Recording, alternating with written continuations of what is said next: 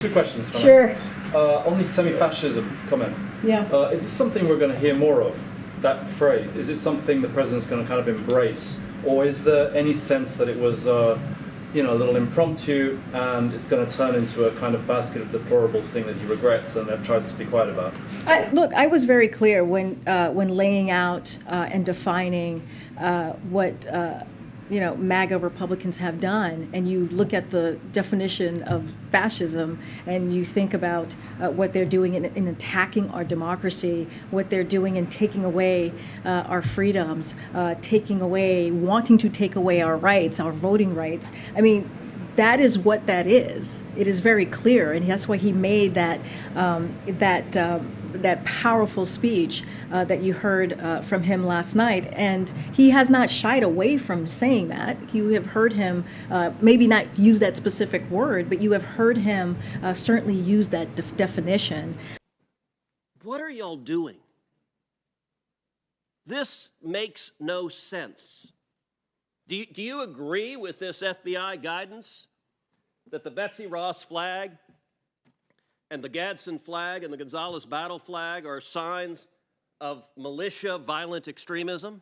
We usually take great pains to put caveats and warnings in the document that make clear that a symbol alone is not considered evidence of violent extremism, and it's... Well, but Director Wray, you don't include things like Antifa, you don't include things like Black Lives Matter. Instead, you identify patriotic Americans as suspects. And I would note there's a pattern of this. As you're aware, the National Association of School Boards asked the Attorney General to investigate parents as domestic terrorists under the Patriot Act. Now, it did so because it was upset about moms and dads coming to school boards and disagreeing with the policies of those schools. 5 days after that letter, the Attorney General sent a memo to you directing the FBI to target parents for investigation. Since that time, the National Association of School Boards has apologized for the letter because it was so indefensible, but that hasn't stopped the FBI. In fact, you've created a specific threat tag directed at parents. So let me ask you, how many moms and dads who have spoken up at school boards has the FBI interviewed or investigated since the memo from the Attorney General? Say I'm not aware of any, but second, let me address the issue. You're not aware of any? Like the House of Representatives has written you and asked you about it.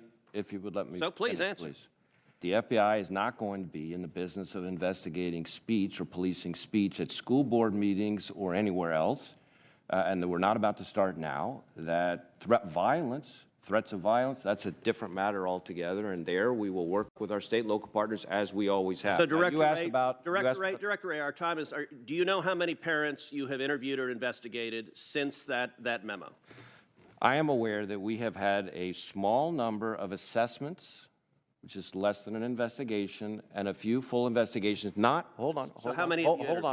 Let me finish. I'm asking a question. Our time is limited. I don't know the number, but that not necessarily.